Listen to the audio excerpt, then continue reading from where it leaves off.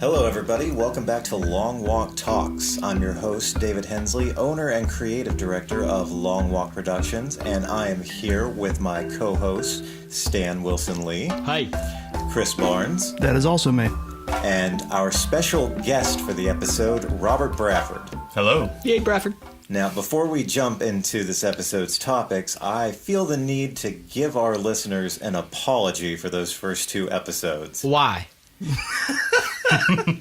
That's Stan, by the way. I wouldn't know. I didn't listen to him. I've gotten some feedback, among other things I've been told. Made a couple of people sick. Made one of our listeners question... Wait, physically ill? Almost, yeah. Wow. Yeah. Made one of our listeners go into a depression for about 2 hours. I was there with him. Why? Well, They could have turned it off. Yeah.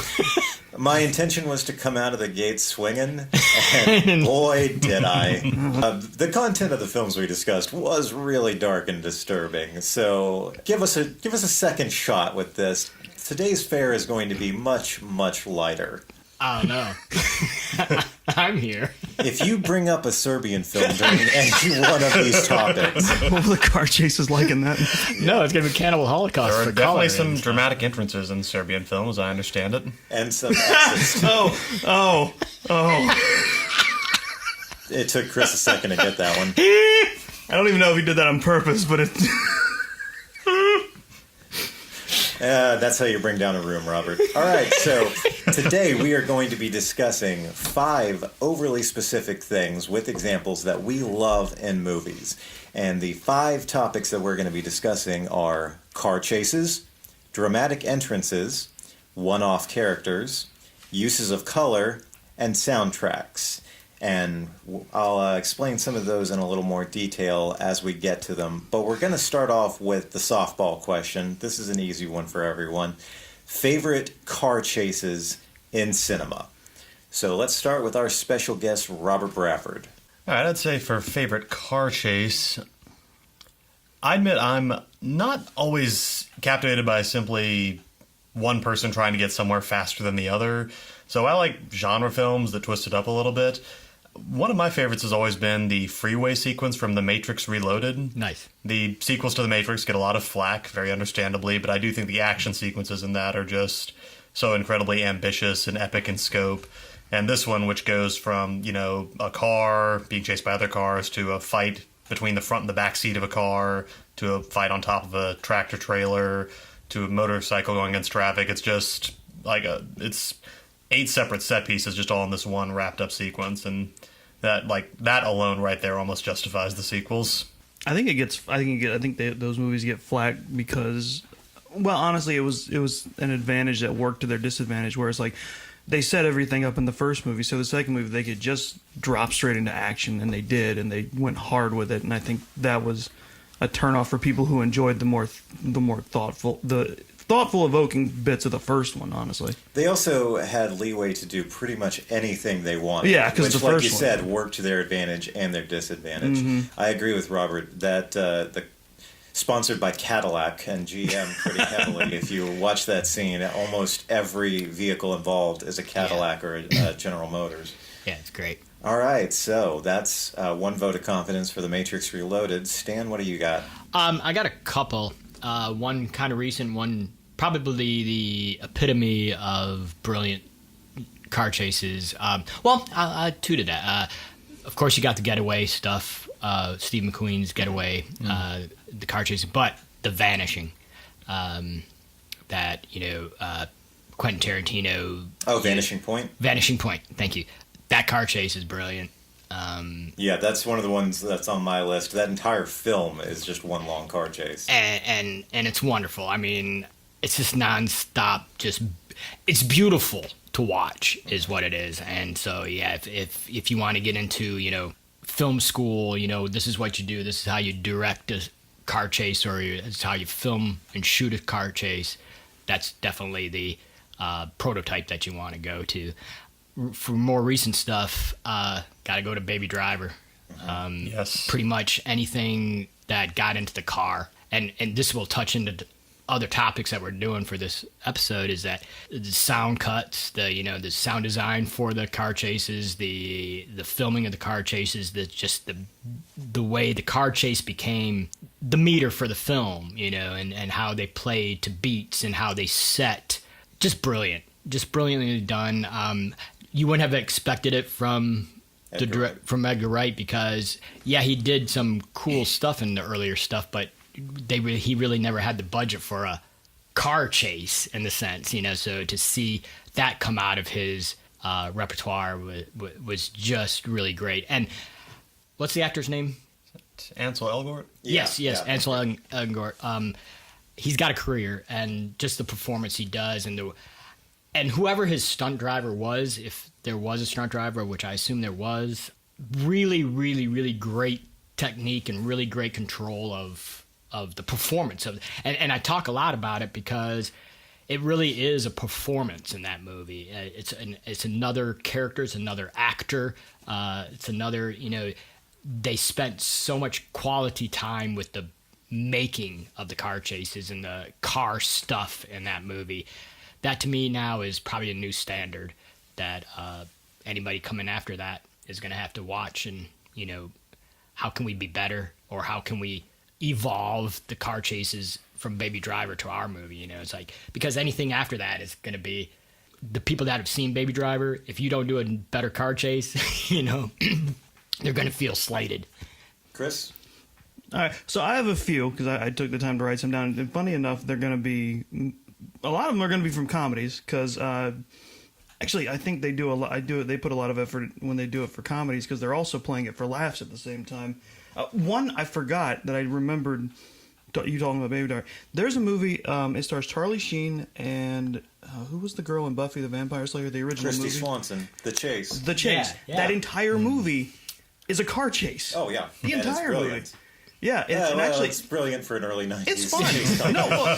It's very fun. I remember catching it on HBO way back, and it's just the entire premise is just making fun of the culture of like the TV and media focusing on this type of stuff, and just like it was like an ensemble cast, and the whole thing was on the road practically the whole time. It was just fun, and Charlie Sheen wasn't as nuts. He was baby nuts at the time. Yeah, well, I'll tell you, one of my favorite ones is, it's going to sound weird, but it's from Ace Ventura 2, Ace in Africa. Nice. The final stretch when he's chasing down the villain in the monster truck. Is that the chase that ends with him flipping the monster truck perfectly into a Yes. parking spot? Yes, just like every other time he drives. It looks like he crash lands the car perfectly into a spot or wherever he's going. I love it just because of how nonchalant they always portrayed Ace when he's driving. Even in the midst of this high car chase, he just pulls up and he's like, "Hey." Two of the really good sequences are from Nolan's Batman movies. The tumbler going across the rooftops and Begins. Yes. Totally. And in Dark Knight, the whole road sequence with the Joker. Going underground. And And coming back up on the streets. or just racing with the Real tractor good trailer. calls. Yeah. Flip of the truck at the end of it. We're gonna miss a lot because course. we can talk about the Jackie Chan Super Cop movies, which have some of the greatest car chases in the world. But These are our there were favorites time right that now. came to mind. I could just talk about some of the Marvel ones. Just like there are ones you because unless you sit down and you're looking for this for hours on end, you're just like. You'll just suddenly think, "Oh, that one! I like that one. That one was cool." Here's one that's going to be out of left field, and it's going to. This movie might come up more often than it should. National Lampoon's Christmas Vacation starts with a car chase Yeah. because Clark Griswold's pride won't let him just let these guys go around, these two rednecks who are following him go around him. So it turns into this cat and mouse game that ends with them flying off the road. One I forgot about till I was looking at my DVD case. Team America World Police. oh yes, totally. They're chasing after the terrorists, and their actor is giving the signal, which is just wild puppet waving. He's like, he's taunting us. Wild puppet waving. I've always really enjoyed the end sequence from Johnny Dangerously when Johnny breaks out of jail and they're chasing him. And they're trying to they're disguising the car by tearing the is it like a shelf paper off of it, and every time it just cuts to, I think it's Alan Hale actually. Alan Hale, the cop who's just reporting is like, okay, you're not going to believe this one. Now they're now they're dressed like this and the car looks like this. Nice. And I think I can't give a huge number of examples because there are too many, but animation in general, Disney always kills it. I think animation deserves a special credit because just like real life stunts that are planned out, like they have to meticulously sit down and storyboard every part of it. Like you can, I mean, I think when you're doing it live action, you do plan it, but the stunt drivers can always improv a little bit because they're talented professionals. Yeah, I'm agreeing with you, Chris, in the sense that we think that it would be easier in animation, but the idea that you have to create either those cells or those and every CG. bit of it, you have to think of every part of it Exactly. and how it looks. And I think that's always really cool when you see a good animated car chase. Just stepping in real quick, talking about great comedies great car chases out of comedies. I think the Blues Brothers. I was just thinking that myself. The entire end of the Blues Brothers. Yep. And Smokey and the Bandit. Yes. You go there, man. Yeah, totally. This is not. They're not really my favorites, but I noticed a weird connection between two movies that I couldn't believe like they had both done the same thing. I don't know if you guys have seen Who's Harry Crumb. Yeah. It's one of my favorite John Candy movies because he's kind of like an American Clouseau in that movie, and I love that. He's got like a bumbling private detective who they hire to because they don't think he'll actually solve anything, but he actually says, well, the climax of that and Liar Liar are actually exactly the same, where they're both trying to stop an airplane from taking off, and what they do to stop it is they chase it down the runway in one of those the runway steps cars. Both of them. They both have the exact same type of sequence. That's awesome. I will say, Who's Harry Crumb might be superior because it's to tie into a later subject. It's set to Holding Out for a Hero by Bonnie Tyler. All right. Well, my number one for a car chase is... Were we ranking these? Hold on, I got to start over. No, because I've got a couple of honorable mentions here as well. So, but the number one for me is from the Ryan Gosling Drive. I thought that would come up, yeah. Yes. Specifically, the Mustang versus the Chrysler 300 after the botched robbery. Nice. Sorry if that's a spoiler to anyone. But the choreography, the cinematography in that scene, and the way it ends is brilliant. Almost as brilliant as the chase itself are the cutaways to Christina Hendricks in the back seat of the car during this entire chase. I also have Vanishing Point down as an honorable mention, just the entire film. And as one of the most over-specific subgenres of film, the 60s and 70s carsploitation, the existentialist car film genre up there with Dirty Mary and Crazy Larry. Two-Lane Blacktop. Two-Lane Blacktop. Easy Rider. Easy Rider, definitely, yep. Vanishing Point, the original is brilliant. Yeah. Don't ever watch the 90s made-for-TV one with Viggo Mortensen. A very young, pre-Lord of the Rings Viggo Mortensen. And then my other honorable mention is the first three Bourne films, just all together. All the car chases. Yes. I think the one that ends Bourne Supremacy probably takes the cake, but all three of them are great. Now, when I was discussing these topics and how viable they were for discussion with some friends of ours, they all threw out examples that I'm going to mention. One of our friends mentioned The French Connection. Awesome. Another Mustang chase. Yeah. Along with Bullet. Mustangs get a lot of... That's probably the most famous because the fact the car loses 5 hubcaps. Yes. Yeah, that's true. From what I hear, the movie itself is pretty forgettable, but the car chase is pretty memorable. It's Connection's really good. No, not French Connection, Bullet. Bullet. Bullet's kind of an okay action movie, but the car chase is superb, is from what I hear. It's like, people have copied it over and over and homaged it. The Blues Brothers also got mentioned. Gone in 60 Seconds, the Nicolas Cage remake, regardless of your feelings about that movie as a whole, the car chases in that, specifically with Eleanor, the 68 Mustang Cobra, that chase at the end is pretty damn good. That also reminds me, the remake of The Italian Job has a pretty good chase sequence. Yeah. And finally... pretty much the entirety of Mad Max Fury Road, but especially going back to the Citadel. That's the movie's designed for it. Yeah, the entire finale getting back... And one of the cars being a giant tanker with with 6 that's an amazing amount of coordination. People just leaping from car to car. Yes, and guitar player. Yes, the Doof Warrior. Now, did we all consciously or unconsciously omit the Fast and Furious series? It feels like it's I just too on the considered it. nose. It is a bit on the nose, and I consider Because it. honestly, those movies end up being, okay, what is the premise to get these people in cars for like a good 40 minutes? And I think the best example of that, and probably one of the best shot and choreographed scenes, is actually in the most underrated of all of them. I think the third one, Tokyo Drift, in its execution, and specifically the failing of its execution. The first time the main character tries to drift in a parking garage and ends up crashing the car into everything possible while the other guy beats him effortlessly.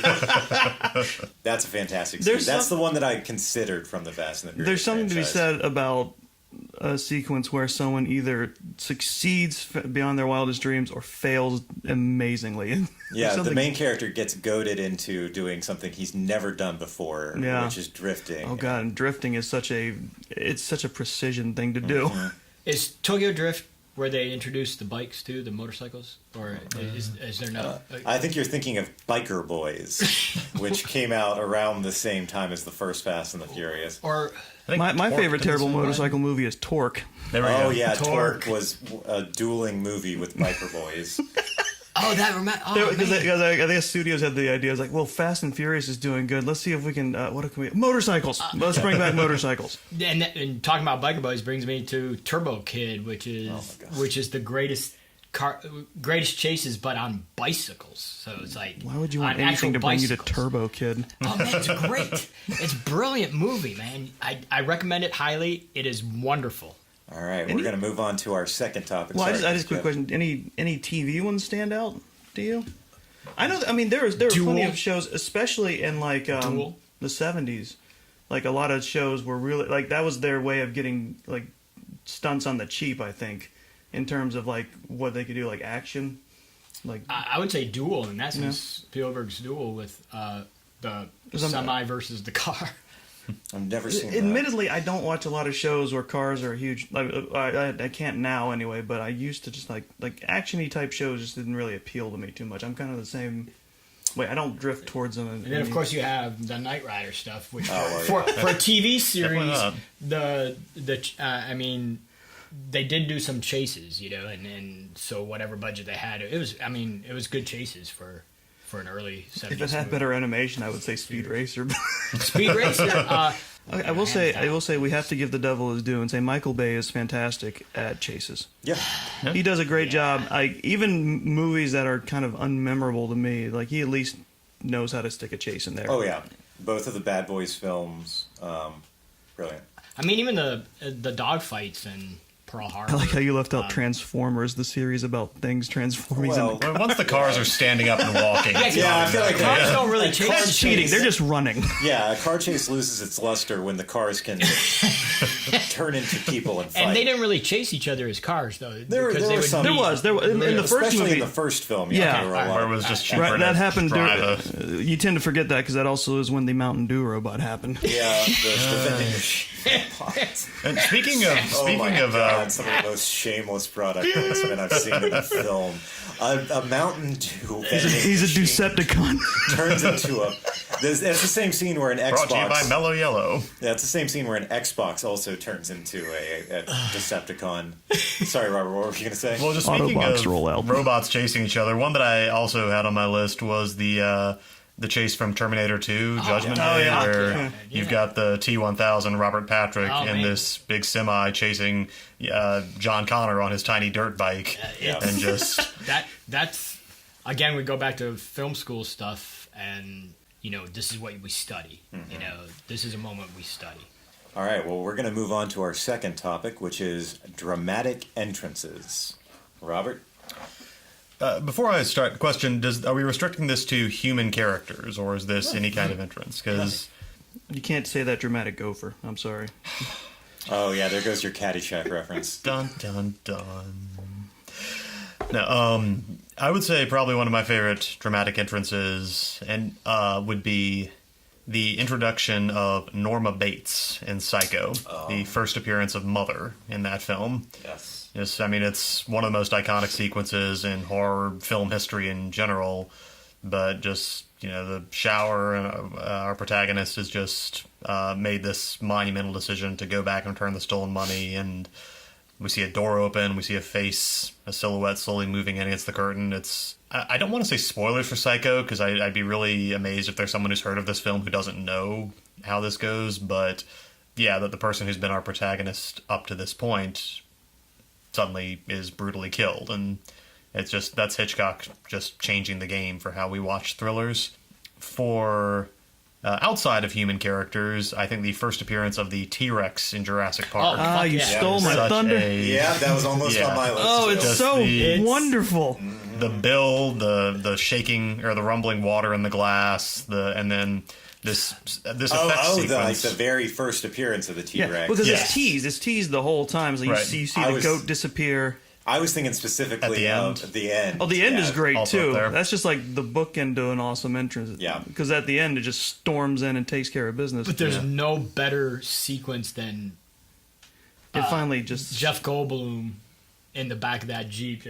We gotta go faster. We gotta go faster. Well, he doesn't say it with that much emotion. He's like, faster. Faster. Go faster. Faster. Guys, dinosaur. And I get that too. It's an undersell, but it's an important one because it's like he's on the verge of panicking. You can hear it in his voice. Robert, that is one of the great, and again done by a master of great entrances and build up to moments. But Spielberg doing it with it just stomps into view, and that water movement is probably up there with Jaws in the sense of being totally dragged willingly, but totally freaked out of what's going to happen when you watch that water move, and then that T-Rex rips through the roof of the car. That wasn't supposed to happen either. That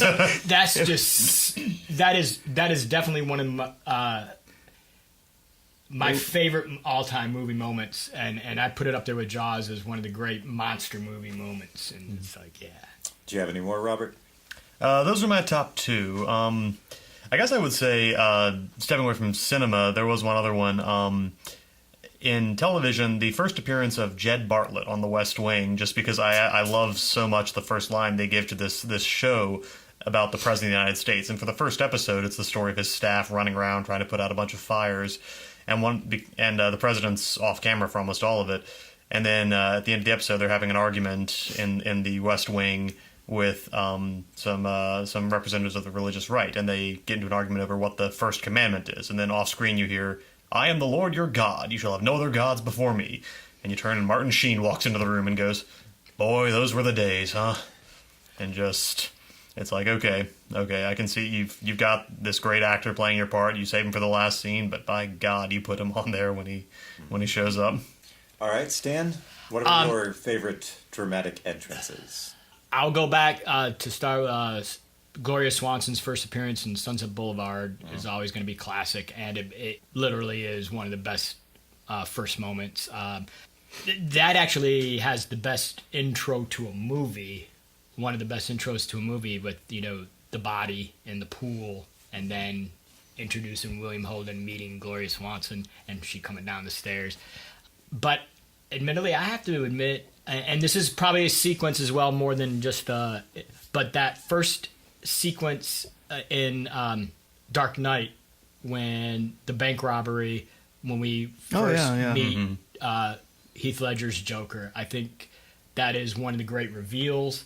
I think it's one of the great build-ups because you go through that whole sequence of the robbery and then him basically taking the people out one by one and then finally pulling off his mask, and it's the Joker. And he also gets a literal dramatic entrance in the party later on. Yeah, exactly. That is a great moment. But just the sequence and getting to meeting the Joker before you really even see, Bruce Wayne or Christian Bale's Batman, you hit the Joker first, and it's just really. It's really strong beginning for a film, and it really sets up the rest of your experience with Heath Ledger. The Tom Hardy's entrance in Fury Road is pretty brilliant. A lot of Tom Hardy's appearances, first moments in films in his Yeah, I films. was about to say they tried to replicate the villain first introduction for Dark Knight Rises Yes. with Bane. Yeah. He has a lot of memorable first moments, in his stuff. Warrior. Oh, yeah. His first moment in Warrior is, it's a natural, it's a naturalistic character, a real, it's not a cartoon character, but it's really, really, really powerful moment. I haven't watched Warrior in a long time. I need to. It's a really rewatch good that. movie. All right, Chris, dramatic entrances. I was going to say, I think a lot of these are going to end up being movies, mostly because I think with television it's a lot harder to keep track. Like with movies, when you do it in a movie, it's meant to be a big sticking moment. But with a TV show and it's moving constantly, you can't really keep. Like honestly, all of soap opera is a big dramatic entrance for some people. One after the other. Yeah, Which makes it awesome. I'll toss in the classic, which is Darth Vader entering at the end of at the beginning of episode 4. Totally. Just like the rebels are standing there waiting, and then suddenly just bang enters the stormtroopers and Vader behind them, just casually just picking people off. And when they kind of replicate that at the end of Rogue One, that's The only time you ever really see Darth Vader at his full power at the end of Rogue One. Yeah. One kind of out of left field, it comes at the end. There are some good ones in the series, but I've only seen the first 3 of the Pirates movies. And I think one of my favorites that just stuck with me was the end of Pirates 2, when they're in the voodoo woman, the Avatar, goddess of chaos, lady's place, and they come to her for help. And then just down the steps comes Jeffrey Rush as Captain Barbossa, who died at the end of the first one. He just it's a great okay, here there's a third one coming, because he just comes down, he takes a bite of apple and goes, "What's become of me, ship?" And it's just credits, and that's really fun. That's one of those cases where, and this is the story, and they say this a lot about films, and you're never sure if it's true, but allegedly they didn't tell the actors that it was going to be Jeffrey Rush. Oh, yeah. They thought it was going to be Zoe Saldana's character from the first one, or one of the other bits, but so those are their reactions of surprise are all real. That's one of those times I get behind them not telling actors stuff or surprising them. Like you hear stories of we're going to surprise them with something like this and to make them react better, and just I hate that. Or Jared Leto sending his castmates. It's like when actors get too method, or when directors are like, "I'm basically using you as a prop and not for your acting skills," and that just makes me angry to hear. It's just like, you trust these people to be acting professionals, so let them act. But I think someone suddenly walking into a room generating real surprise, that's actually a really cool move. Yeah. That's a good, because sometimes you really can't replicate the first time you're shocked by that. What else was I thinking? Oh, one I left off my list that I meant to put in, the first appearance of Judge Doom in Who Framed Roger Rabbit. Oh wow. He walks in to the bar where Roger's hiding, and amongst everybody who really you can tell the people in the bar don't really care for tunes anyway, but he walks in and he demonstrates dip. He takes out this harmless little cartoon shoe, and it's even worse when you know at the end of the movie what he really is. This harmless little cartoon shoe, and he dips it in this cartoon dissolving substance, and it dies a horrible, horrible death that is only okay on screen because it's a cartoon. It is terrifying. And Christopher Lloyd is amazing. Yeah. And that leads into my next area. It was going to be Disney in general are good at dramatic entrances. Sure. Like Prince Ali from Aladdin is an entire dramatic entrance set to song. It's like, And Aladdin himself. Yeah. Robin Williams. okay, I admit I had to go on the internet for help, for reminders. Dr. Frankenfurter's entrance in Rocky Horror. Of course. Again, also to song. Yep. Yeah. And I think again, TV was hard to pick, but since I'm a wrestling fan, every wrestling entrance, it's perfect because you get the crowd hype, you set it up, and you build to it, and then that music hits.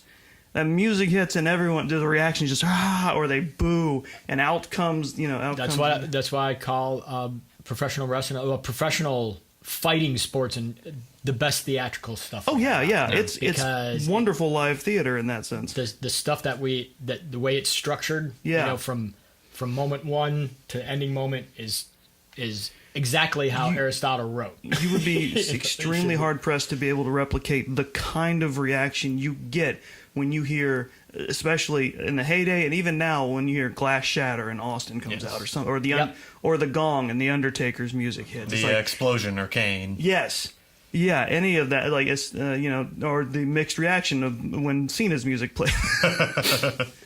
But that's And now your mind, it's like, but that's more of a play along than anything Right. else these days, at you know, least. I love watching all of us be reminded of new ones that we didn't. That's have written great, down. though. Yeah. the introduction of Creed.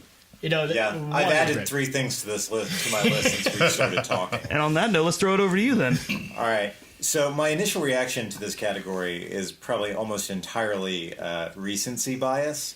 But my first reaction was to go with Thor entering the Battle of Wakanda. Oh, Nice. yes, that's with, great. Rocket Fucking and brilliant. Groot. Yeah. Banner literally yells out, "You guys, You guys are so screwed. And this category, I've added this is where 2 of those new additions came from since we started talking. I think after thinking a lot about it, my all-time favorite dramatic entrance has to go to John McClane in one of the last scenes of the original Die Hard. Yeah. It's the Nakatomi Plaza has been blown to shit. Hans is down to 2 henchmen. He's got John's wife hostage. They are about to get away with the bearer bonds they're stealing, and then one of his 2 henchmen gets knocked out. John screams, "Hans!" Everyone turns, and John enters holding a submachine gun, drenched in blood, drenched in water. He is beat to shit. He looks Feet are terrible. torn His up. feet are torn up. He's standing there looking 2 seconds from death. And if I remember correctly, he looks at Holly and he says, "Hi, honey." Brilliant. We've talked about The Dark Knight a couple times already. And Robert, you brought up last night Batman's entrance, bending the barrel of the gun. Yeah. I'm going with, and Stan, you brought up the Joker's entrance. I'm going with gliding into the unfinished building and tackling who he thinks is one of the hostage takers, only to realize that the Joker has swapped the hostages with the hostage takers to Amazing. fool the SWAT team. Brilliant. That lead into that sequence, and then going on to leading into another dramatic entrance where he blows the floor out from under a SWAT team, and they dramatically enter the floor below them. And the 2 that I've added while we've been talking, the mail delivery guy at the end of Back to the Future Part 2, Oh, wow. immediately after Doc Brown. Joe Flaherty. Yeah, immediately after Doc Brown gets zapped into the past, Marty is freaking out. Car pulls up, a man gets out with a letter for Marty from Doc in 1885. It's one of my all-time favorite film endings. The music flaring up as he's reading the line, going back into re-seeing the end of the first one from a different perspective. I love the whole thing.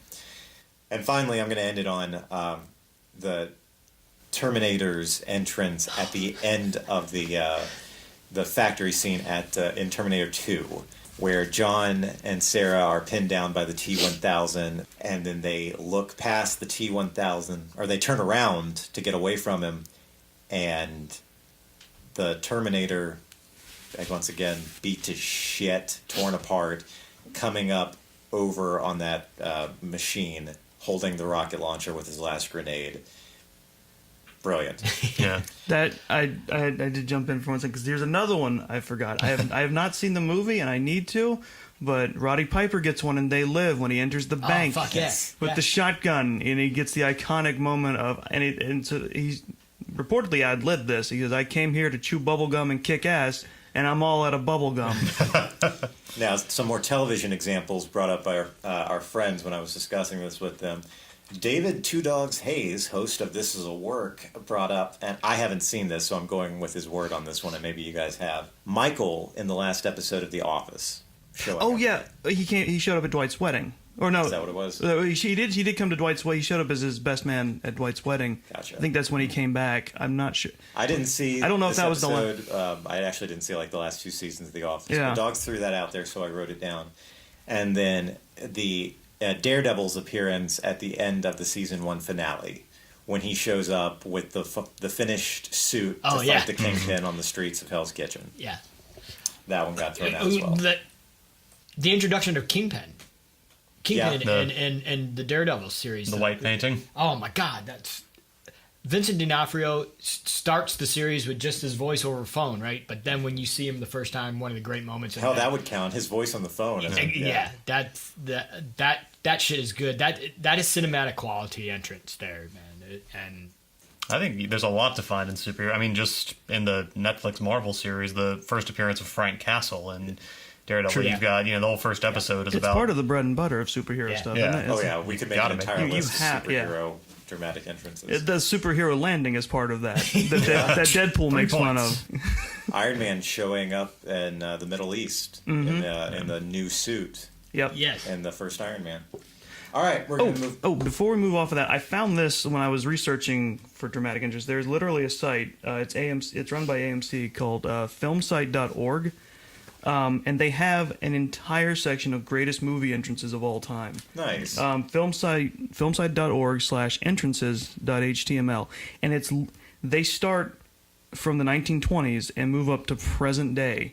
They have it divided out in like 5 to 10 year increments, just the entirety of movies. Nice. So if you want to just dive deep into that, there's your way to go about it.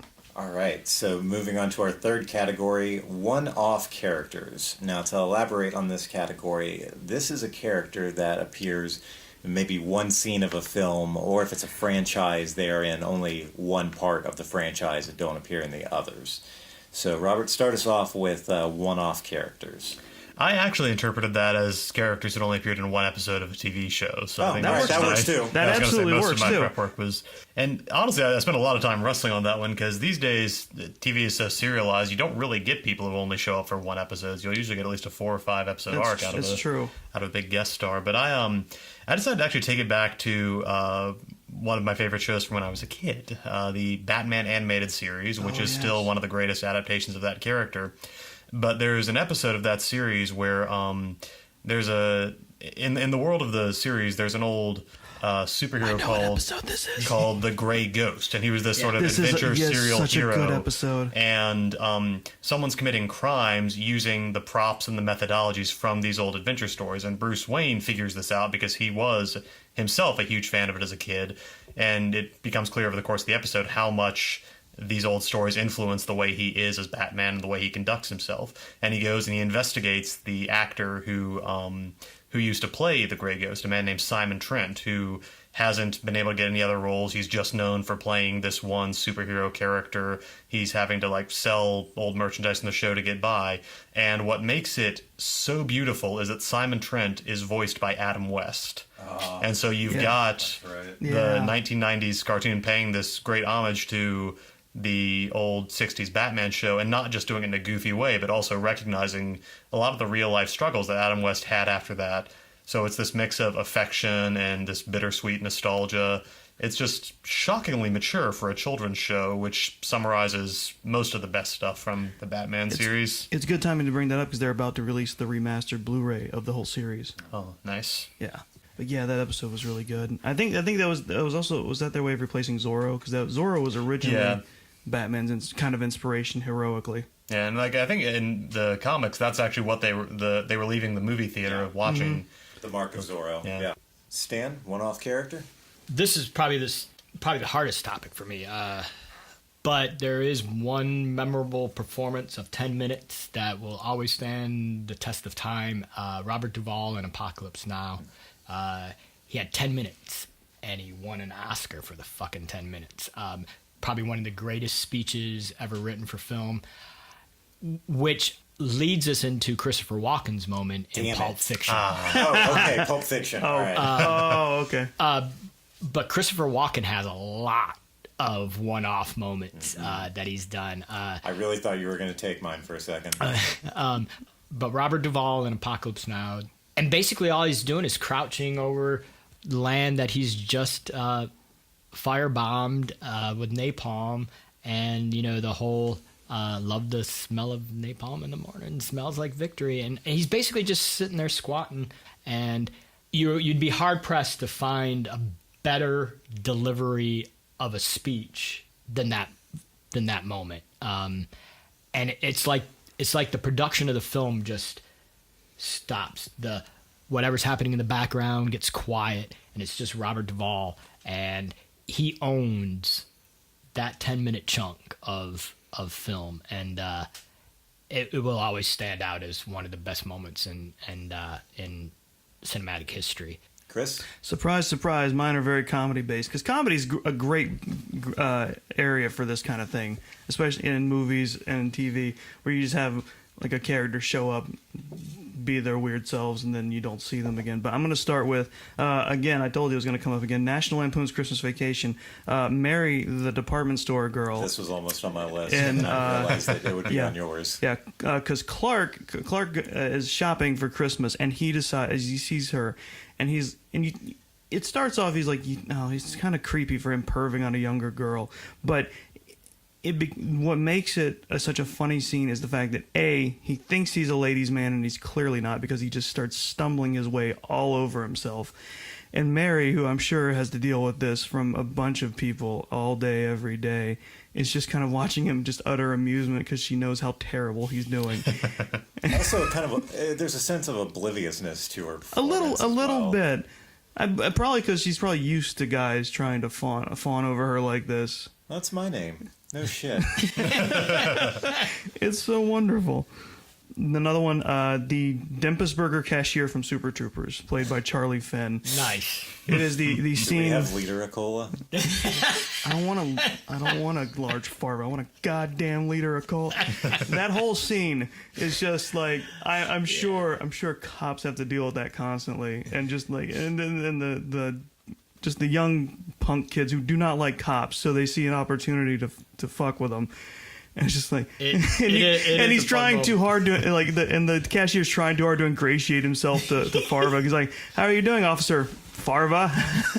He's like, "Don't spit in that cop's burger." And the best part of that is right after you hear in the background, it's a very nice little gag, but the guy actually radios back like, "Roger, hold the spit." Just that whole sequence is just like the kid's clearly trying to get under Farva's skin, and it's working, and the only thing holding him back is Ramathorn going, "Stop it, stop it." I have a twofer from Spaceballs. First is Michael Winslow in the beginning. Mm-hmm. The technician who identifies. He says he's lost the bleeps, the sweeps, and the creeps. The what? The what? And the what? Just that whole sequence of him just doing his normal thing and them just reacting to it. It's just, and then at the end, John Hurt recreating Alien. Oh yeah. He's with the crew, and they take the time to recreate the entire thing of the alien bursting out of him, which actually kind of could have been in our dramatic entrances moment too. I was thinking about that one actually. Then. And that's probably a great one-off character too. Just that whole sequence, and then John Hurt just looking up, going, "Oh no, not again." And one that's not strictly from a comedy, but they turned into a Mel Brooks moment. Jonah Hill from Django Unchained. The entire hooded Klanspeople moment. I'm just asking. The eye hole thing. Yes. The eye hole. That whole sequence is just kind of just out of the blue, and it's just like in the middle of this what should be a dramatic moment. All right, I have two from MCU, and they're kind of cheats. Okay. One is every Stan Lee cameo. I mean, seriously, they're each separate individuals. Or are they? Guardians of the Galaxy 2 kind of made it seem like he's a watcher. That's true. Not a watcher, but they keep sending him in different places. Yeah. And if that doesn't count, then Mallrats, his scene in Mallrats. Oh, yeah. Nice. Where he gives the grandfatherly advice to the main character, played by Jason Lee. Nice. And this one is kind of a cheat because technically, I mean, Claw appeared in Avengers Ultron, but I think Black Panther should technically count as its own separate series. Mm-hmm. So Claw and Black Panther, because Andy Serkis just steals that movie, and I know it's not it's not fair to say that one of the few white people in it steals the movie away, but he does. He goes balls hard into that role. And I think the last movie one I have is, and this might be slightly an obscure pull, Raoul from UHF. Wow. host of Raoul's Wild Kingdom. Wow. Because out of all the weird shows they do, Yeah. they end up watching that one going. And he just, what was he? He was teaching turtles how to fly, I think. And he starts tossing them out the window. And I remember Weird Al, like the actor who's his partner in the movie, is like, "Where'd you find this guy?" And he's like, "Me. I thought you found him." And he's somehow on their station without having just done anything. And I think, and I have one TV one, because again, TV was harder for me to pick out. But Conan O'Brien's appearance on Andy Richter Controls the Universe as the head of the company, who just as it goes on, just shows off how just clearly insane he is. Because he starts off seeming like reasonable, and then just devolves into just this weird, just insane man. Nice. All right, I just have one, and it's the one that I thought Stan was going to steal earlier. I think I know what it is. Christopher Walken role, but it's his scene in True Romance with Dennis Hopper. True that. It is one of the best scenes ever committed to a film, two of the best performances, some of the best dialogue ever written. I love it. Occasionally, I will go to YouTube and just watch that one scene. Their back and forth is incredible. All right, everybody, we have to take a quick break from the episode to give a shout out to our sponsor, the Ghost Mattress Company. The Ghost Mattress is an invisible mattress you put on your bed springs or just lay down on the floor of your bedroom. It's horribly uncomfortable, but you don't even know it's there. For true minimalist design, choose the Ghost Mattress Company. And now, back to the episode. So, we're going to move on to our next topic, use of color. Okay. Okay, it flipped, because I remember when you sent the list out, it was... Oh, we're going to have a lot of... I think we're all going to have a lot to say about soundtracks, so we're going to save that one for last. So, use of color. Robert? For me, one of the films that most defines that is the Chinese film that was released in the U.S. under the title Hero. I remember seeing that, yeah. By Zhang Yimou. Great call. The story is roughly... a prefect, just a local law enforcement officer, is brought to the palace of this great emperor of, I think it's pronounced Qin. It's Qin. My Chinese is non-existent, but because he has killed the 3 assassins who have been troubling this great emperor for so long, and he's brought before him, and because he's done this, he's allowed to advance within 10 paces, which no one's been allowed to do, and he tells the story of how he achieved this impossible feat. And as he goes back, and you start to see different versions of what happened. You see like different accounts and different possibilities of what brought him to this palace. But each story is told with like different colors. And so you've got, red in one version, blue in another, green in another. And it's a wuxia film. So this isn't just people walking around. This is people flying through the air, spinning, moving, and so every piece of fabric is fluttering. You've got to fight in a grove of cherry trees with just blossoms just filling the air. It's visually just such a spectacular film, and the rich colors are such a key part of what makes that work. So I can't remember. Does the color of each telling denote just which version, or is one more truthful than the other? It kind of relates. That basically a lot of it is the motivations of the people who are doing it. So in one version, he's talking about how he was able to do what he did because the assassins were swept up by their own passions, and that's where everyone's wearing these rich reds. And in another, someone projects like a very logical, very clear-headed course of action where everyone's just wearing a very icy blue. Mm-hmm. And so it does tie into sort of the theme of each telling of the story. Yeah, because I only ever saw it in theater the one time, so I couldn't remember. Stan? I have to definitely second Robert's stuff with Hero and a lot of the wuxia films in general. The use of color in the Hong Kong films and the Beijing films are just phenomenal.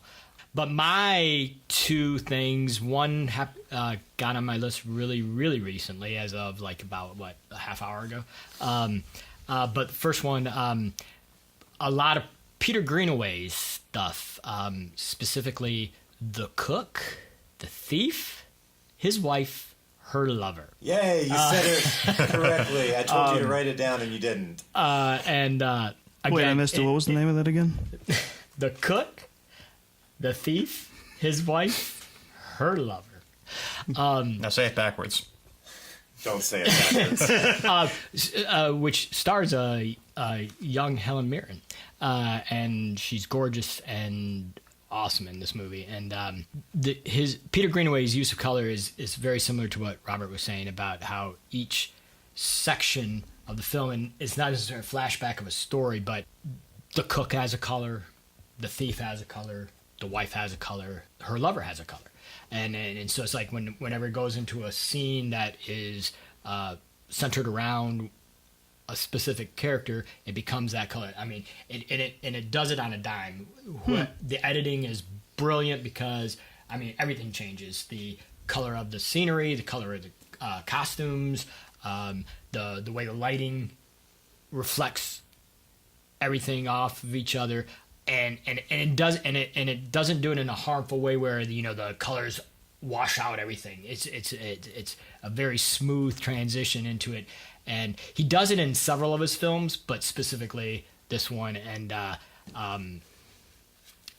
it's just real, because a lot of the stuff in the movie is interiors. So whether it's an interior of a dining room at a restaurant or the interior of a tight men's room in the restaurant, they each have a specific quality and tone to the color, and it's really, really, really, really beautiful to watch. And again, going back to like car chases, it's a character in the movie, and so you're like anticipating the next tone shift based on the color because okay, we're in green section, or we're in red section, and because they'll repeat colors as they go from character to character. It's a very fine use of production as a character in that sense. So that's my favorite. And then what happened recently, half hour ago, David was watching the ultimate cut of The Watchmen. We give Zack Snyder a lot of disparagement, but for that film, we do not at all. And one of the reasons is the way he takes a comic book story and uses the colors from the comic and applies it to the film. And then in the ultimate cut, he includes the comic that's within the book. Tales of the Black Freighter. Tales of the Black Freighter. And so you actually have the colors of that story in the animated part of the Watchmen proper film. And then Dr. Manhattan's blue is a brilliant blue representing his, like you were talking about, the overreaching arm of logic and dispassion, and then everything, and the blood drip from the eye on comedian's button, smiley face button. It's just everything has a distinct. If it's not all color, there'll be that distinct area of color. And again, when I walked into the office and saw you watching, I was like, oh fuck, this is on my list, because it is definitely one of the, because everything when they Dr. Manhattan's change, the colors used in the the energy sequences and everything, the colors of the blood in the movie. Zack Snyder uses lighting to reflect off the raindrops in the rain scenes that totally affects the costumings and everything. That's a really big favorite of mine in color. But maybe one of the great uses of color ever was in a black and white film by, again, the master of these touches, Schindler's List. The little girl in red, that dude watches out the window and has to decide whether to kill or not, but she's important. She's in red, and she's the only thing in color in that movie, and it's so powerful whenever she appears. I'm not sure if that can be considered a use of color because it's just a moment, but yeah, in fact, it's on the list for things that our friends brought up when we were discussing it outside of here. Yeah, those are probably my three things. And that's, the Schindler's List example is the one that Katie brought up, my wife. Chris? Yeah, it's kind of funny how that eye for color didn't follow him to DC. I'm just going to say that about Zack Snyder. Yeah.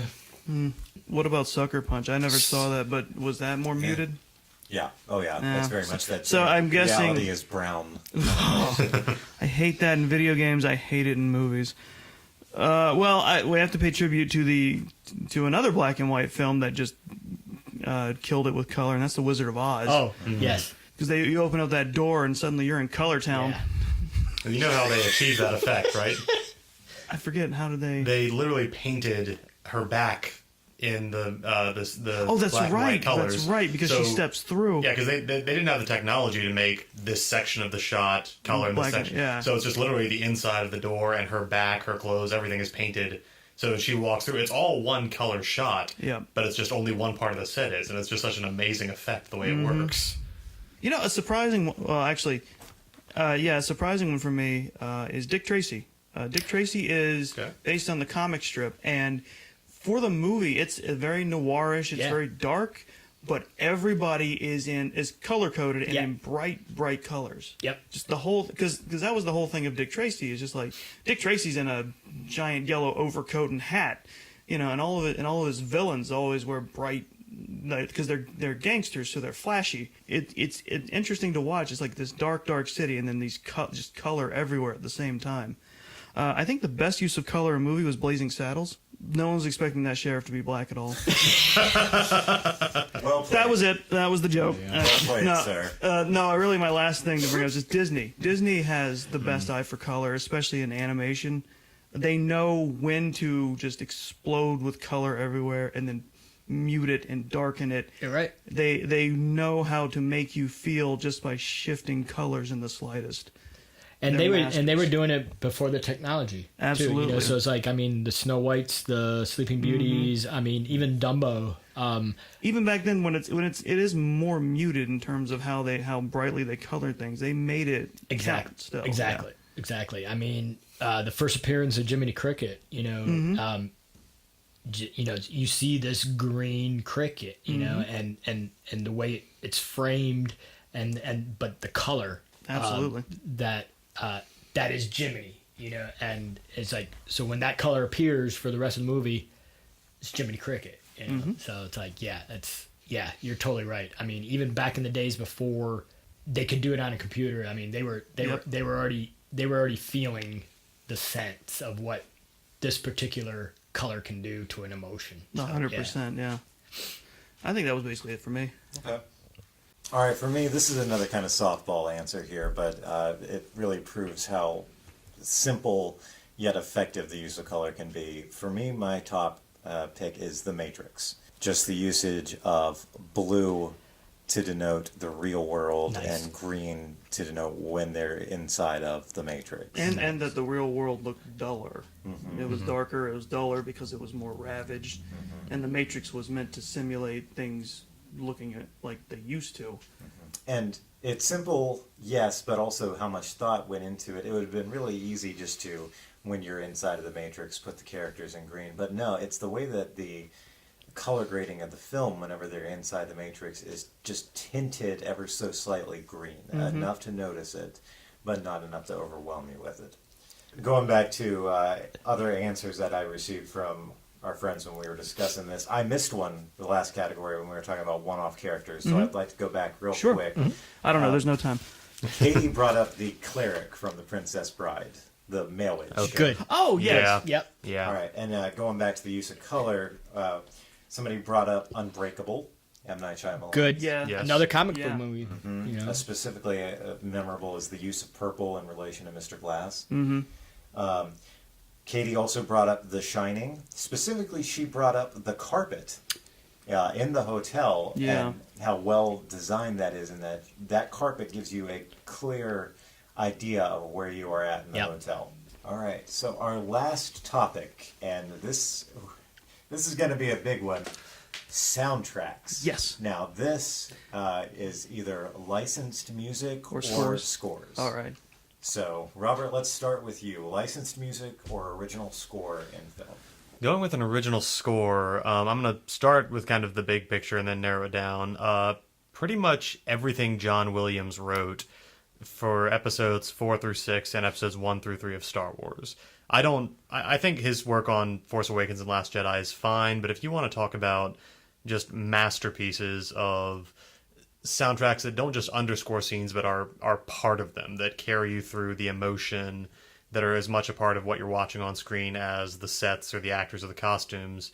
Luke looking at the two suns of Tatooine with binary sunset underneath that, or the first appearance of the Super Star Destroyer in The Empire Strikes Back under the Imperial March.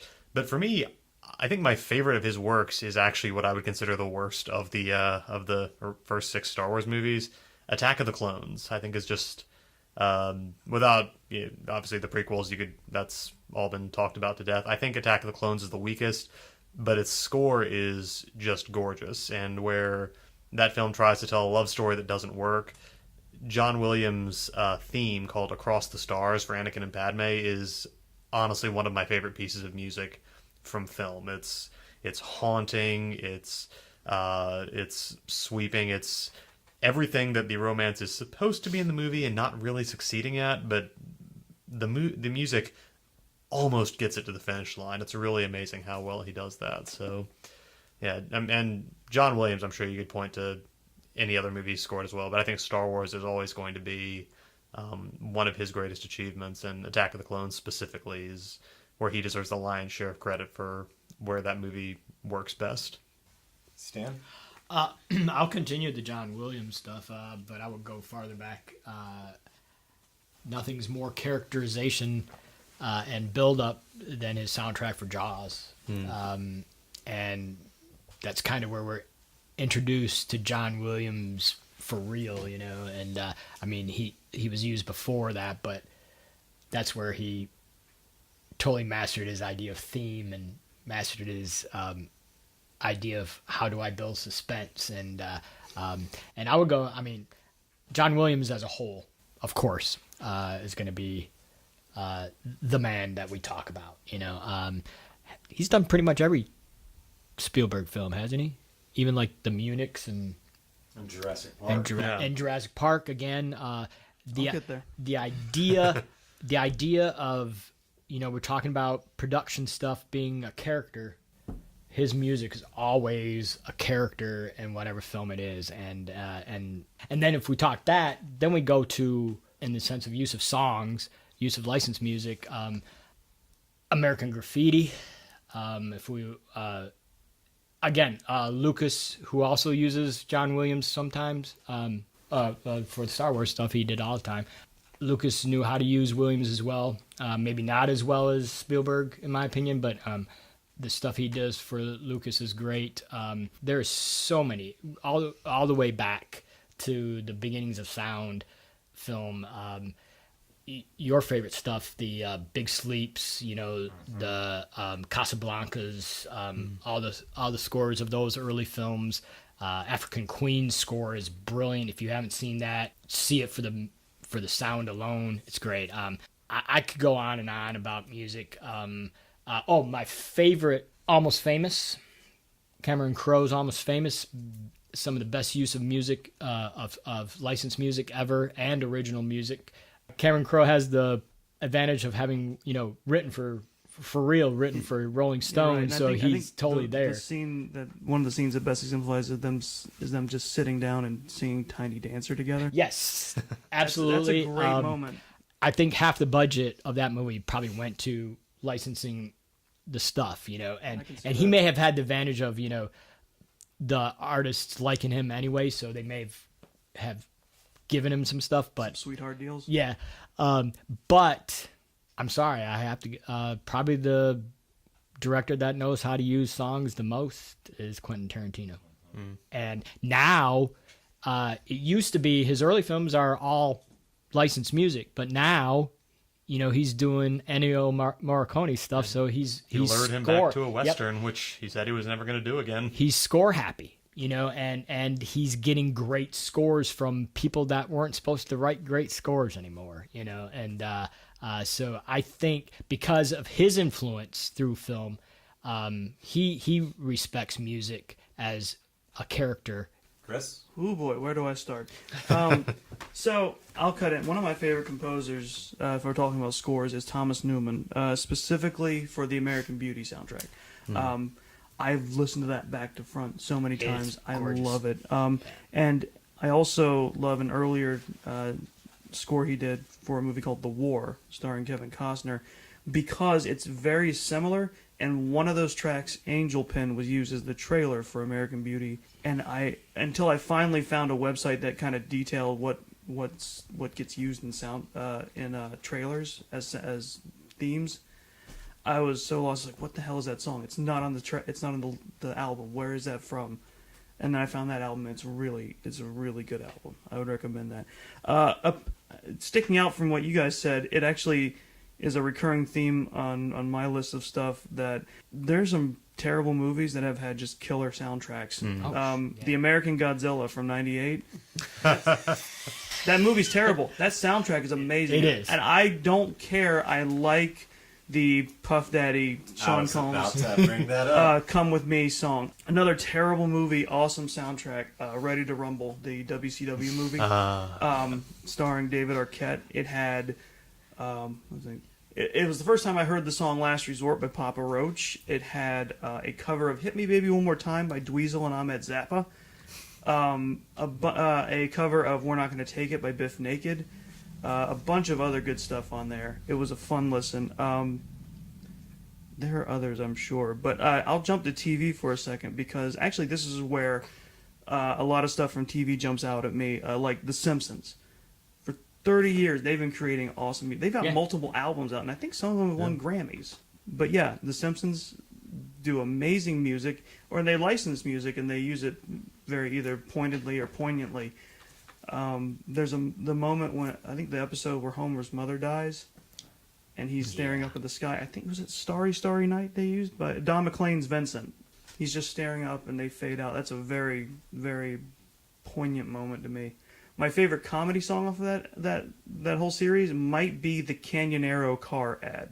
And if you've ever heard that, just YouTube it. Just YouTube it. It's sung by Hank Williams Jr. of all people. And it's The Duff Beer. Oh yeah. Oh, there's so much good stuff. Bob's Burgers killed. They recently released an album within the last year of all their music. Because they do a lot of, especially with their credits, they put in a song and Isn't it like 108 tracks? Or it something was. Like that? It was over. Yeah, and right up there is another series that I really enjoyed. It was a Disney Channel cartoon called Phineas and Ferb, and that was actually part of the hook of the show. What got them greenlit was every episode they came up with an original song for the episode as well.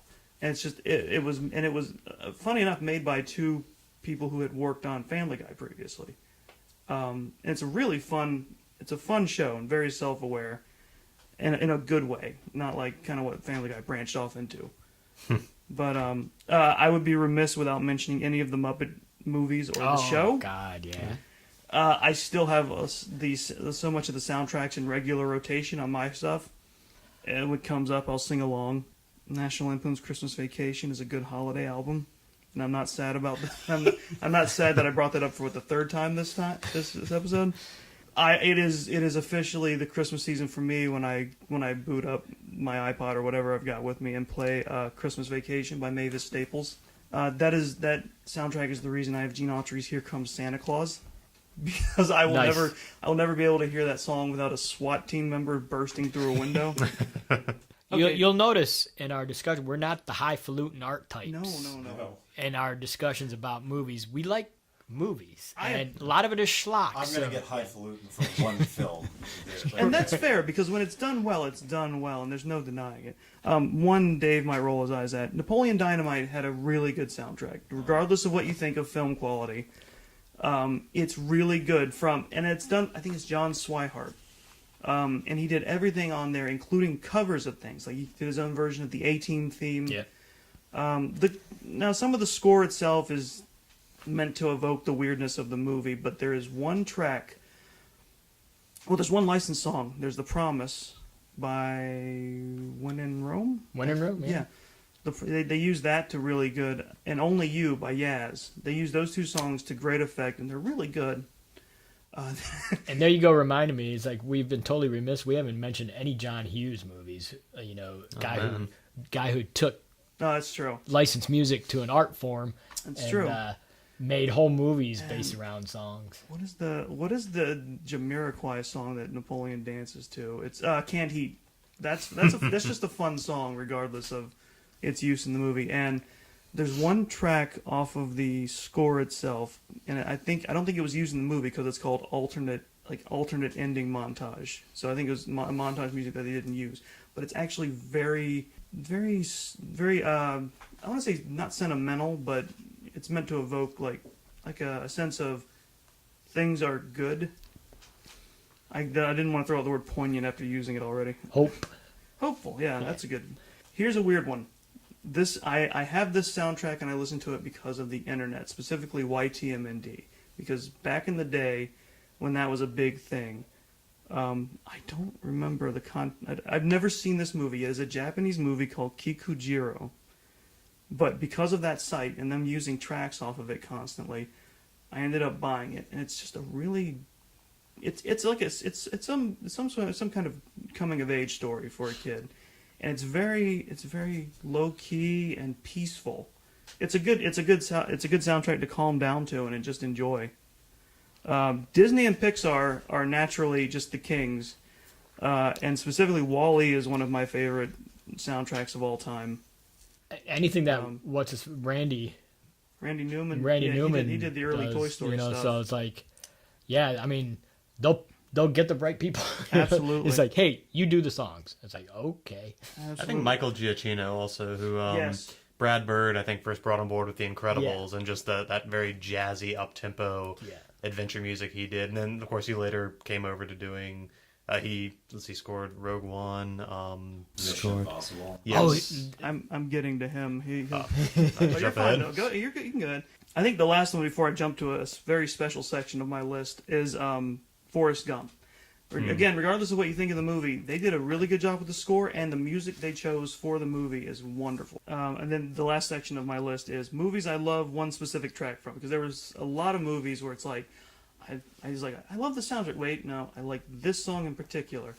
I know Ghostbusters 2 is a special one because it has the Higher and Higher cover when the Statue of Liberty is walking through New York. I love that one. I know it has an actual name, but it's just the plot summation scene from Clue. The music they're playing as they run from room to room across the entire mansion, and Tim Curry is just recounting everything that just happened, is perfect. This one might be kind of obscure a little bit. There was I'll talk about it maybe in the next episode. There's a remake of A Night at the Opera, the Marx Brothers movie starring John Turturro, called Brain Donors. And it's one of my favorite movies, and the title theme from that is by Mark Mothersbaugh, who you may remember from Devo, and he's been all over movies and TV ever since. He's a Danny Elfman. Yeah, very much, and it's just like his title theme for that movie is one of my favorites. We haven't talked about Danny Elfman. That's true. Or the Judd Apatow inspired movies. I'll throw into my list Nightmare Before Christmas. Yeah. That's Danny Elfman all the way, and that is a fantastic theme. All of that is great. From This Is Halloween to Oogie Boogie song, everything. Deadpool 2 did something great with their soundtrack. In addition to choosing great songs for great moments, the actual score of the movie, they do it straightforward, and they have the dramatic choral singing and stuff like that. And then you get to the Juggernaut scene, and when they're fighting, is Juggernaut in Deadpool 2? Oh my God! Oh yes, he is. Oh God! Did I just spoil that? I haven't seen it yet. We're gonna sit down and watch it. We are gonna sit down and watch it. Oh my God! I'm so sorry. No, it's okay. I'm glad. But he's in it, and they do right by him. Good. I'm good. so happy about that. But yeah, because going back, one of my favorite moments in use of music in the first Deadpool, when they're on the bridge, and they're fighting with the cars, and he's catching, the slow motion sequence and the song they use for that, because he uses it's like Angel of the Morning. Yes, that's right. Yes, probably that soundtrack was done to perfection as well. Single greatest use of an action moment score. It's perfect for the dissonant mindset of Deadpool too. Yes. It's like, of course. Yes. Actually, they've done that in the comics too, where it's like one time he was sneaking around somewhere, and they were watching him. It's like, is he and he was singing "Who Can It Be Now" by Men at Work. But what I love in Deadpool 2, when it comes to the Juggernaut's fight, they do the score pretty straightforward with dramatic beats and the choral singing to ominous Latin chanting. Yeah. But when it gets to Juggernauts, they just turn that on its head, and they start singing Holy shitballs. Holy shitballs. I can't remember the exact phrasing, but it's like, it's just the fucking juggernaut. You can't stop this motherfucker. It's a chorus singing this as they fight the juggernaut, and it is amazing. And then I actually am going to stop on a more serious note, because you mentioned Michael Giacchino. He also did the score to Up. Ah, yes. And everyone remembers Married Life, the opening montage to that movie, and it's great. But my favorite track off of that movie is the song from the scene where Carl he's made it to the spot he wanted to get the house to, and he's sitting in his living room with his wife's empty chair, and he's looking over the scrapbook, and the song is called "Stuff We Did." Yeah. It's 2 minutes, and it almost makes me cry every time I listen to it. Chris, I cried like a motherfucker. I'm tearing up right the fuck now. I cannot stand it. Literally one of the most beautiful things I've ever seen in cinema as a whole. I mean, now we're talking art. Yeah. Because, there's no dialogue. There's no lines. He's sitting in his chair, and this song plays, and you are there with him. And it because the kid is gone. Yeah. They've already left, right? Well, he was mad, and he was trying to send them off and get them to go home. He wanted to be left alone at that point in the movie. No, the kid was captured. That's right. The kid was captured, yeah. and I bawled like a baby. Yeah, I cried to that movie. Up was the first film to make me bawl like that since Beauty and the Beast. So it's like. I don't cry that much at film. Well, that's a lie. You've seen me cry 15 million times at movies at like superhero moments. Wonder Woman made me cry. But it's gotten more prevalent as I get older. I've noticed. It's more easy to just let that happen. But Up killed me. Yeah. Up. I mean, I was crying probably from moment one. When he first gets up. Yeah. And the house is moving with those balloons. I think I cried from that moment on all the way through the rest of the movie. It was beautiful. I have no room to judge you. I started crying 2 minutes into Christopher Robin and proceeded to cry I still need to see that, and I cannot wait to start crying through it. I can't. Yeah, we're a bunch of jaded old men, and it's like when something hits you right, it will. You can't have Jim Cummings be the voice of Winnie the Pooh and not feel something there. Well, before we get too emotional, I'm going to read the lyrics to the Juggernaut's theme song. Do it. Do it. Yes. Sing it. It's the words "fighting dirty" repeated 10 because times. that's what it's a theme from the movie. It's just you can't stop him. You can't stop this motherfucker. Holy shitballs repeated 10 times. Well, actually, that's the edited version. They went back and put the one from the movie back online where it's like, you can't stop him. He's the Juggernaut. That's the line that they cut out when they put it on the internet so that people wouldn't know it's the Juggernaut. Well, after that, it's holy shitballs repeated 10 times. It is. Oh, holy shitballs repeated 10 times. And the last lyric is, oh, holy shit. Yeah, because at that point in the movie, they're getting their asses handed to them. All right. Well, were you good, Chris? I was good. All right. My list is not quite as comprehensive as Chris's was. I'm going to start by talking about scores first. And when I said I was going to get highfalutin, there's one film in particular, The Assassination of Jesse James by the coward Robert Ford. Yes. Brilliant. I wish I'd brilliant. remembered that. That is a great soundtrack. It is gorgeous. Composed by Nick Cave and Warren Ellis. Of the Bad Seeds, Nick Cave and the Bad Seeds. Probably my all-time favorite is the Back to the Future score by Alan Silvestri. That's right. You brought up Danny Elfman. I think his Batman scores for Tim Burton's Batman and Batman Returns are brilliant. Yeah, they were the basis for going back a bit. They were the basis for the Batman the Animated Series music too. John Carpenter, Jesus Christ. Oh, yeah. Any of John Carpenter's themes, but especially the Halloween theme. This is an example of the filmmaker also does his music, and what great music. The man knows how to set a mood. It's a tense, scary mood, but it's a mood. Exactly. And then 2 guilty pleasure soundtrack or scores. The Terminator theme. It's How brilliant. is that a guilty pleasure? That's great. That one's not the next one. Is the RoboCop score. Okay. It's still great. Yeah. Still fucking great, man. As for licensed songs, Rob Zombie's The Devil's Rejects. Good call. Brilliant. Really good. It starts off with the Allman Brothers' Midnight Rider. It ends with Freebird. Brilliant. And you brought him up, Quentin Tarantino. It's hard to pick one of his soundtracks because he is so well known for his musical choices. There's one song, at least one song from every one of his films that everyone associates with it. With Reservoir Dogs, it was Stuck in the Middle. With Pulp Fiction, it was Miserlou. Yeah.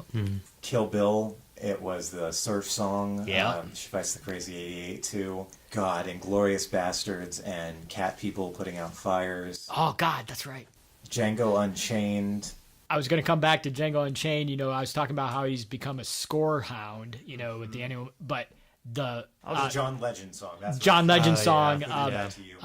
But if I had to pick just one of Tarantino's soundtracks, it would be the Jackie Brown soundtrack. Fucking brilliant. It is fucking brilliant. Starting off with Bobby Womack and Across 110th Street, all the way to Didn't I Blow Your Mind This Time by the Delphonics. Yeah, I think that is his best collection of music for a film. Because you brought up blowing an entire budget on music earlier, again, recency bias maybe here, but I've been rewatching Community, the Halloween episode of the second season that is set entirely to the music of ABBA. That's right. They spent a lot of that season's budget licensing the songs that For a episode. music joke for that one episode. Yes. Yep. All right, and so the others that were suggested, Rocky. Oh, Rocky. hands That down. was brilliant. Iconic. Hoosiers Fucking brilliant. It's been a while, but I'm sure it's great. and Wonder Woman. Wonder Woman is a great soundtrack. Specifically, what was brought up was the No Man's Land sequence. Oh yeah, Yeah. yeah. And we go back to sports movies in the sense of use of color, but in the sense of Rocky, Creed. To continue the Rocky stuff, Creed, excellent use of music and excellent use of expanding and enhancing the Rocky theme. You brought up sports films, and my mind went to a weird place. Before we start wrapping things up for this episode, I would like to thank Trey Parker and Matt Stone for the soundtrack to the movie Basketball. And for the soundtrack to South Park the movie. That's another brilliant one. It is, And but Team specifically, I want to thank them Team for the Basketball soundtrack for introducing me to Real Big Fish. One quick note on sports. We talked about sports movies. I think sports TV shows can also have that issue. Friday Night Lights, top to bottom 5 seasons of some of the greatest, both compositions by, I think, Snuffy Walden. Yeah. I don't know why he chose that nickname, but Snuffy Walden as the composer. W. Snuffy Walden. And then just the selection of licensed music, Explosions in the Sky, Jose Gonzalez, just really fantastic. And that'll be true of like ESPN or sports channels in general. Yeah. Like they know how to the NFL. They know how to kill it that way too. I just can't stop thinking of new ones. I'm going to throw one more out, and then we're going to wrap up. I got one more too as soon as you're done. Kurt Sutter and his musical choices for fuck yeah. Sons of Anarchy. Brilliant. All right, well, thank you guys for indulging me in this It was extremely film nerdy conversation. So thank you, Stan, thank you, Chris, and thank you, guest star Robert Brafford, for coming in and joining us for this episode. If you have any thoughts about these 5 topics we've discussed, car chases, dramatic entrances, one-off characters, use of color, or soundtrack, you can feel free to email them to me at david.longwalk@gmail.com. And make sure that you give a like and a listen to our sister show, This Is a Work, a monthly WWE podcast hosted by David Two Dogs Hayes. And if you enjoy both of these shows, feel free to leave a rating and a review for us on whatever platform you are listening on. Thank you very much. Bye-bye.